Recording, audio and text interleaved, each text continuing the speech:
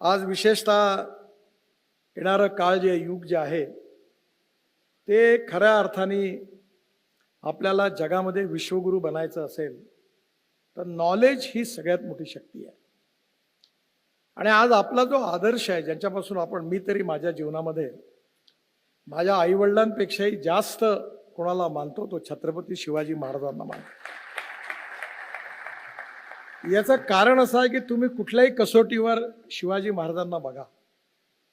आदर्श राजा, आदर्श प्रशासक, आदर्श पिता, आदर्श पुत्र, आदर्श पालक, कुठल्याही आदर्शाच्या कल्पनेवर 100% कसोटीवर उतरवणारा या देशाच्या इतिहासातला कोणी राजा असेल तर ते छत्रपती शिवाजी महाराज.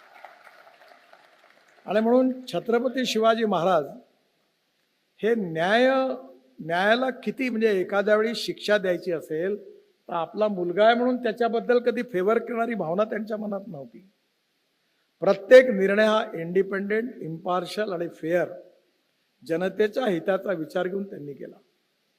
अनेक लढाया जिंकल्या, पण पूर्ण इतिहासामध्ये कुठल्याही परिस्थितीवर युद्ध जिंकल्यानंतर अन्याय अत्याचार करण्याची एकही घटना छत्रपती शिवाजी महाराजांच्या इतिहासात नाही.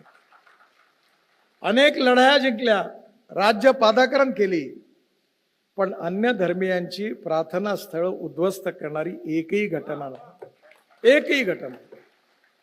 मग मी नेहमी सांगतो की शिवाजी महाराज जर सेक्युलर होते असतील तर शिवाजी महाराजांचा इतका सेक्युलर राजाच झाला नाही.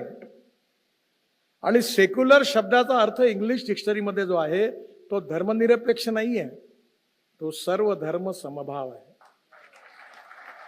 आणि सर्व धर्माबद्दल सन्मान ठेवणारा हिंदुस्थानच्या इतिहासातला खरा सेक्युलर राजा कोणी असेल तर ते छत्रपती शिवाजी महाराज. आणि म्हणून शिवाजी महाराजांचं हे दैवत जे आहे आपल्या सगळ्यांचं आहे. आजही मी दिल्लीमध्ये माझ्या ऑफिसमध्ये माझ्या समोर एकच फोटो लावलाय, छत्रपती शिवाजी महाराज. आणि जेव्हा जेव्हा असं वाटतं आपल्याला कुठलाही प्रश्न निर्माण होतो तेव्हा इतिहासात लक्षात ठेवला तर आपल्याला त्याचं उत्तर शिवाजी महाराजांच्या इतिहासातून मिळतं. आणि म्हणून मला आज आनंद आहे की मराठा समाजाबद्दलची प्रगती व्हावी, विकास व्हावा या आत्मीयतेपोटी आणि या सर्वांगीण विकासाकरता खेडेकर साहेबांनी या सगळ्या कार्याची सुरुवात केली. राजमाता जिजाऊंचं एवढं मोठं स्मारक त्यांनी उभं केलं, कारण जिजाऊ नसत्या तर शिवाजी महाराजच झाले नसते.